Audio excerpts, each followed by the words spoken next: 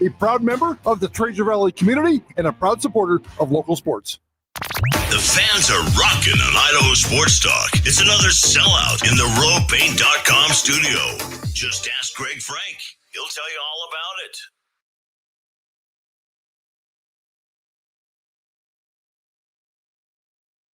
So, how about that game on Saturday night, Bronco Nation? Did you stick around for the second half? I mean, legit question.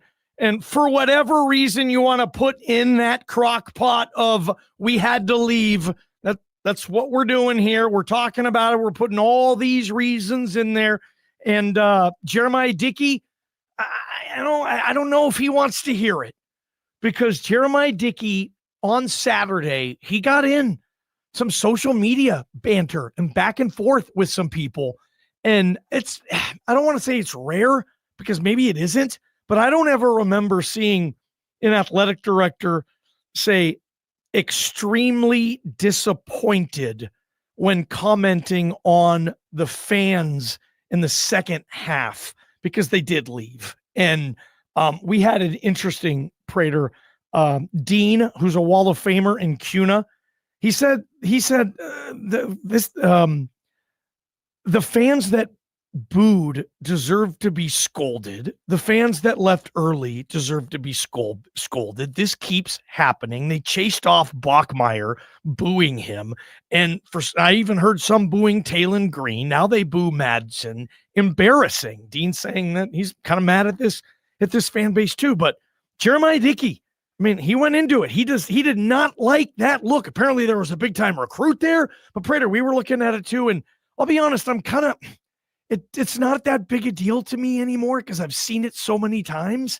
But there is especially where the student section is, it's right there from like the 40 to the end zone. And when the students leave, it takes a huge dent out of that stadium. And Jeramiah Dickey wasn't happy.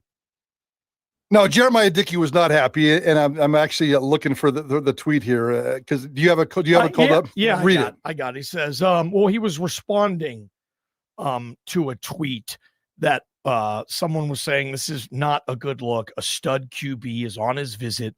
Half the stadium bailed because of rain. Gotta say, that wasn't a good look. And that was. But what was Dickey's tweet? Dickey's tweet was, no, it was not. Extremely disappointing, fired up, more to come. And then was that the one you were thinking of? Yeah, that's the one that he put out. So he was very upset. He was fired up. He was disappointed. Guys, this has been going on since 1994, since I started covering this team, and probably even before then. They've had big time recruits on the sideline for every single home game since 1994 and probably before then. So this has nothing to do with rain. This has nothing to do with recruits. This has nothing to do with anything other than the fact that this has been a 30-year problem, and probably longer, at Boise State.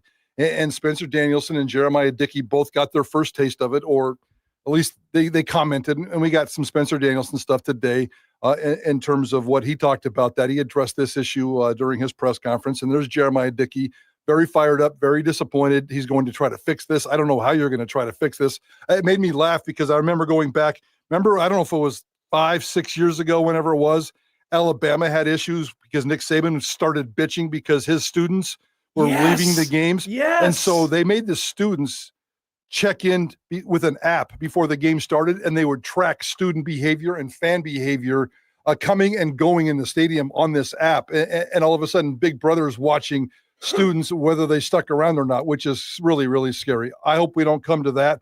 But the students were bad on Saturday night. The stadium was bad. It was a 20-17 game as the fourth quarter started, and the stadium was a third empty. I know it started raining. I know people are out there talking about they read the weather report and it didn't mention rain.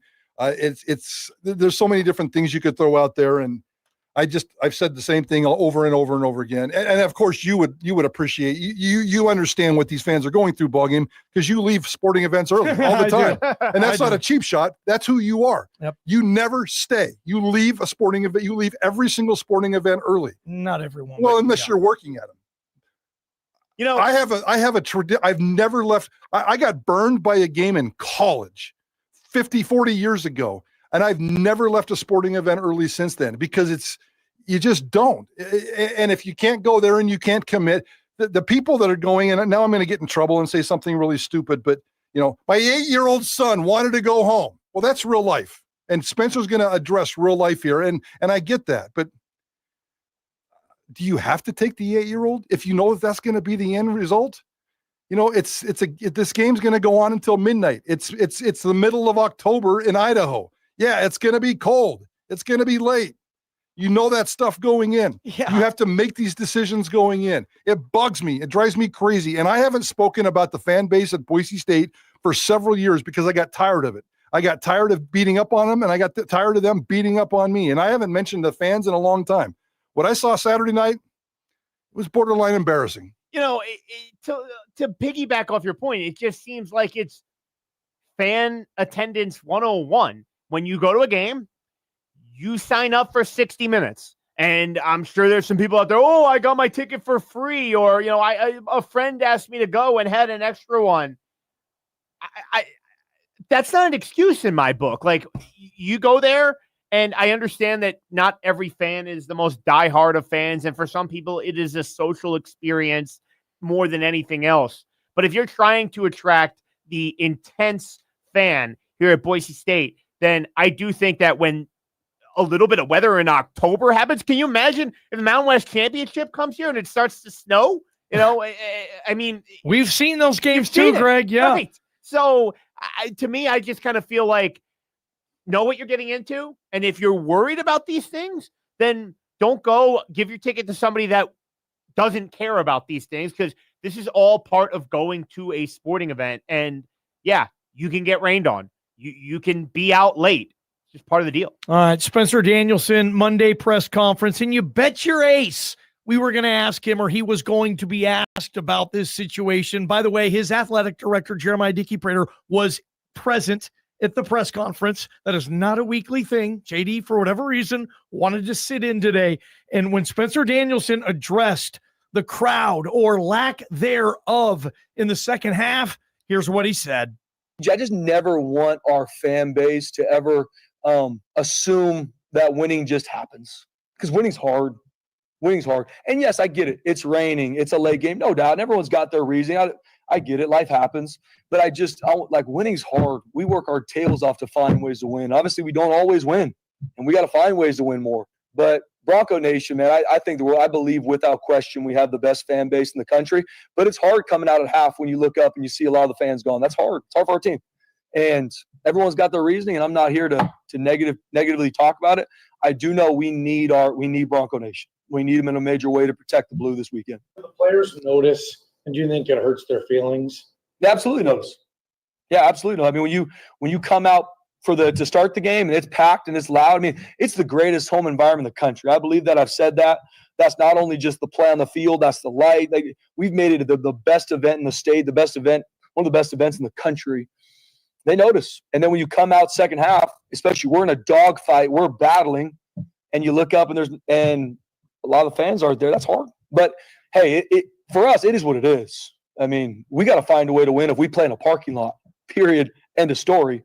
But it definitely is a positive when you play at home for that place to be packed the entire game. The one thing about college football, especially in the NIL era, it takes a village to create a football program, guys. Everybody, from the smallest of fans to the toppest of boosters to the staff, the coaches, the players, and everything in between. And when he says something like, my players notice when they come out and notice that the stadium is empty. I'm curious as to, okay, let's say 10,000 fans bailed in the second half of that game on Saturday night. How many of those 10,000 fans spent part of the game bitching about Maddox Madsen, or bitching about special teams, or the defense, or penalties, or whatever else? Guys, you're part of the problem too.